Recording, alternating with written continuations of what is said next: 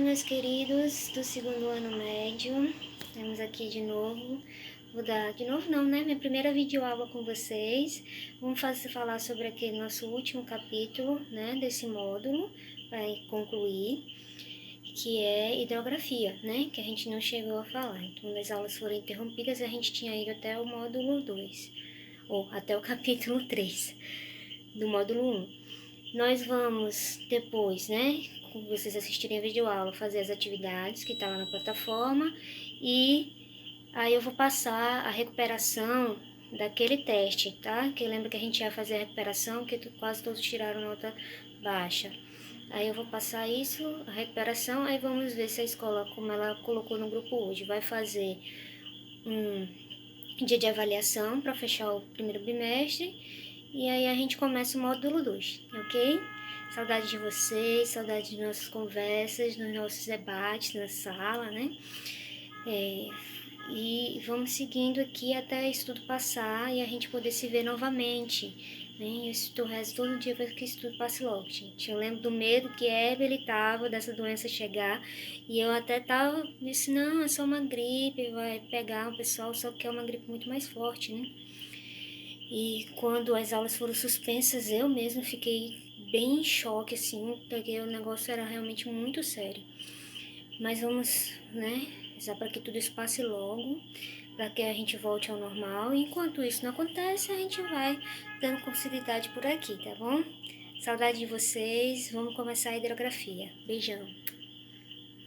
Falar de hidrografia é falar de água, né? E a importância que ela tem para a nossa sobrevivência, né? As primeiras cidades mesmo surgiram perto dos rios, porque nós, seres humanos, necessitamos da água para sobreviver, né? E esse nosso principal recurso, ele está sob ameaça, né? O próprio ciclo da água doce, né? Do ciclo da água mesmo, ele está sob ameaça. Como?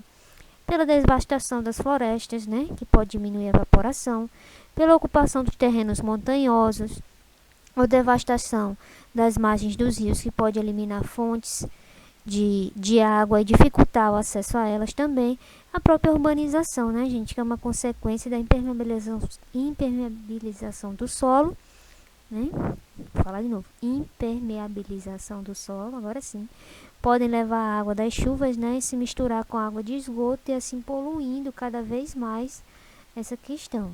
Lembrando que a quantidade de água que existe hoje na Terra é a mesma desde o período dos dinossauros. Então, se a gente está poluindo, degradando, só vai piorar a nossa situação, né? Que faz parte do ciclo, é a mesma quantidade, a quantidade nunca mudou. O que está mudando é o que a gente vai poder utilizar, né? Que vai ser potável.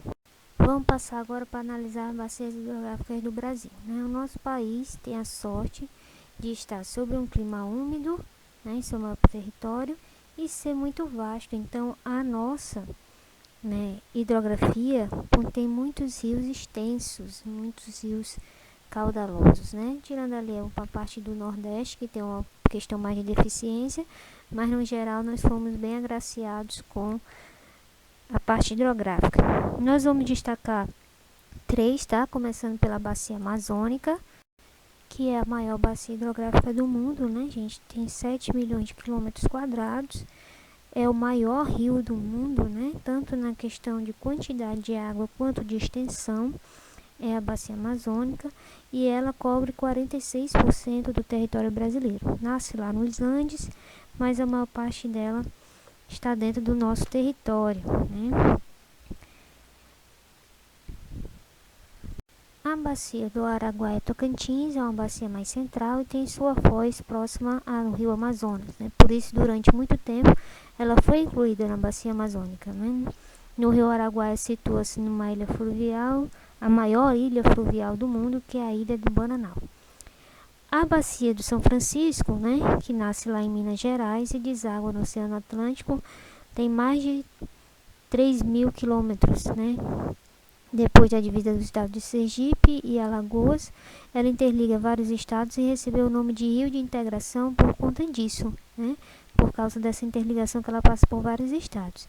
O Rio São Francisco, né, serve de via de transporte e é usado também para irrigação no abastecimento da geração de energia, com várias usinas hidrelétricas, como a de Sobradinho, Paulo Afonso, né, na Bahia, Três Marias, em Minas Gerais, Xingó, em Sergipe, então é muito utilizado. E na irrigação, né, de frutas, né, ao longo da sua margem.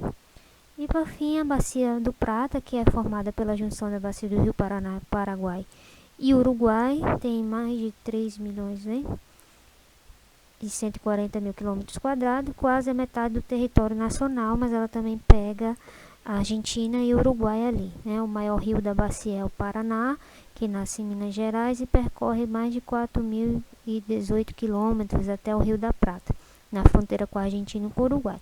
Também é uma bacia com grande potencial hidrelétrico, que a gente tem lá a nossa hidrelétrica de Itaipu, né, que já foi considerada a maior do mundo, agora ela perdeu para a China. Okay? Vamos passar agora para a hidrografia do continente africano, né? Para dar uma analisada. Nesse continente se destacam dois rios principais, né? O Rio Nilo, que é o segundo mais extenso do mundo, né? Apesar de atravessar o deserto egípcio, jamais ele seca, né? Porque ele tem as suas nascentes lá na parte central da África, que é onde tem o clima equatorial. Então as nascentes do Rio Nilo recebem muita água de chuva, né? Um lugar que chove muito, e por isso ele nunca seca até hoje. É um rio famosíssimo, né? Já foi considerado o maior do mundo. Hoje ele perde para o Amazonas na questão de extensão territorial, né? E ele sempre foi muito utilizado para agricultura, irrigação, transporte, né? Um rio muito importante desse lado da África. Percebam que ele nasce na parte central e deságua no mar Mediterrâneo. Outro rio que nós temos em destaque é o rio Congo, né? Que por sua vez se destaca por apresentar o segundo maior volume de água. Então o rio Nilo ele perde em extensão e o rio Congo perde em extensão, perde em volume de água para o Amazonas. Todos eles estão em segundo lugar. O Amazonas é primeiro lugar absoluto, né? Aí nesse negócio, nessa competição. O rio Congo ele é um rio mais encachoeirado, então ele tem um potencial grande para geração de energia elétrica, mas esse não é realizado por conta que lá no Congo é uma região de muitos conflitos, né? Ainda além de ser uma das regiões mais pobres do mundo também, né? Com expectativa de vida de 32 anos. O rio Nilo ele não tem características de cachoeira, não tem características de rio de planalto, portanto ele não tem força para gerar energia elétrica, ele praticamente não é utilizado nisso, todavia em alguns pequenos trechos, né? Mas a maior parte dele não é bom, mas o Congo seria muito bom, mas por conta dos conflitos e das situações que existem lá, não dá para fazer. Pronto, vamos passar agora, né, para a hidrografia da Europa, né? Então, na Europa, a gente vai destacar aqui para vocês alguns rios, né? A bacia do Rio Reno, que é famosa por abrigar o Vale do Ruhr, né, que é uma área industrial da Alemanha, né? Lembra que os rios europeus, eles são em sua maior parte de planícies e eles são muito famosos, assim, muito utilizados na circulação de pessoas e mercadorias, né? Por ser de planícies, eles não são rios que são bons para fazer geração de energia. Rio para geração de energia é rio de planalto, né? Outro rio que a gente pode destacar, o rio Pó, que é importante via de transporte do norte, né? Ele fica lá na Itália e corta uma rica região industrial também, né? Outro rio que a gente pode destacar, o rio Volga, né? Mais extenso da Europa, ele também é um dos mais famosos, né? Atravessa a planície russa, apesar de congelar no inverno, é muito usado na navegação, né? Os canais artificiais também que ligam a ele, né, aos mares Branco, Mar Báltico, são muito importantes para escoamento de mercadorias. Um rio menos conhecido, que é o rio Rodano, assim como o Reno, ele nasce nos Alpes, né, a parte ali central da Suíça, e ele segue para o sul, penetra o território francês, deságua no Mediterrâneo, né? A construção de várias esclusas nele e tornou ele navegável, porque ele era um dos poucos rios que por ele ter um calado mais baixo, né, uma profundidade pouco, ele não era tão navegável. Ok, esses são os principais que a gente vai ter que destacar da Europa. É isso aí. Passando para a hidrografia da América do Norte, a gente vai ter em destaque logo principal aquela região ali dos chamados Grandes Lagos, né? Ali próximo ao litoral do Oceano Atlântico, que é onde está um rio famoso, que é o Rio São Lourenço, que é o principal rio que dá ao Canadá o escoamento da sua produção, né? E ao mundo, além dos Estados Unidos também, eles utilizarem com a construção de um canal artificial, né, para acessar a partir do rio Hudson, que banha a cidade de Nova York. Então eles construíram um canal para tentar ligar esses dois rios e aí aumentar a navegabilidade entre eles e o escoamento da produção, né, de industrial, agrícola, de mercadorias. Na parte oeste, né, ali já pegando o lado do Oceano Pacífico, alguns rios são mais encachoeirados. Lembra que essa parte oeste é a parte mais montanhosa, né, da América do Norte. E eles são bem utilizados, podem ser muito utilizados para a geração de energia elétrica, né? Um mais famoso dele é o Colorado, né, cujo leito ele forma o Grand Canyon, lembra do Grand Canyon. Outro tem o rio Mackenzie, localizado no noroeste do Canadá, que foi um rio fundamental na exploração da madeira e do ouro durante a fase de colonização, né?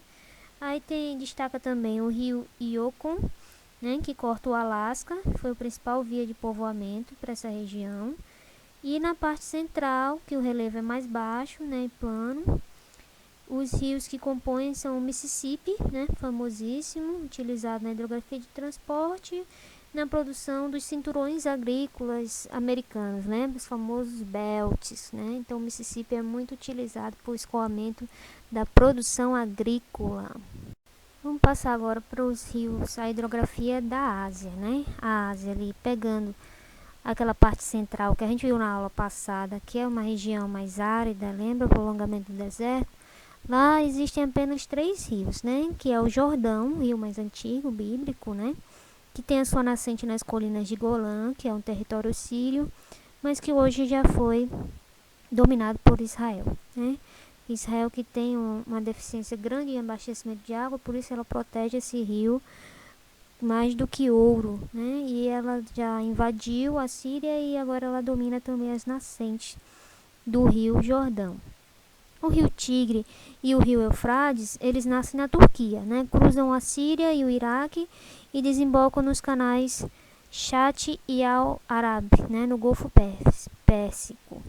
São importantes fontes de água e de energia nessa imensa região tão árida, né? E aí do Oriente Médio. Nas últimas décadas, com essa tensão, como a gente sabe, essa região do Oriente Médio é uma região de muito conflito, né? E eles já estão brigando também por conta de água, né?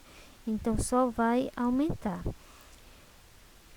Quando a gente pega mais a China, né, o lado ali chinês, aí a gente vai ter 2 rios importantes, o Rio Amarelo e o Rio Azul, né? O Rio Amarelo corta a parte mais setentrional e da planície chinesa, sendo fundamental na irrigação do arroz e do trigo. No Rio Azul, que ele nasce nos planaltos das montanhas a oeste da China, né, em suas cachoeiras, o governo chinês construiu a maior usina hidrelétrica do mundo ainda até hoje, que é a usina de Três Gargantas, né? Esse, por ele ser mais encachoeirado, ele é utilizado na geração de energia elétrica. E tem um rio menos famoso, né, que é o Mekong, que nasce no Himalaia também, como esses outros dois, e corre os outros dois, como o Rio Azul, tá? O Rio Azul nasce no Himalaia. Corre no sentido sudeste, né, pelas extensas planícies ali da Indochina e passa pelo Vietnã também. Ele é fundamental no desenvolvimento da agricultura do arroz, tá? Da produção de arroz. Lembra que o arroz ele precisa de bastante água para desenvolver, então sempre perto dos rios, né, naquelas áreas mais baixas. Se a gente for passar para a Índia, aí a gente vai ter o Ganges, né, que é o rio principal deles, que corta toda a planície norte da Índia e é considerado um rio sagrado pela população. Então o Ganges ele não é só um rio que é uma fonte de água. Ele é um rio que é importante para a religião deles, é importante para a política deles, né? Ele tem, junto com seus afluentes, é fundamental para a irrigação de algumas áreas agrícolas, mas ele também tem esse outro lado social. É um rio diferenciado, né? O Ganges, né? É lá que eles fazem os rituais de alguns mortos, é também dessa água que que eles bebem. Então é o principal rio indiano, né? Famosíssimo também.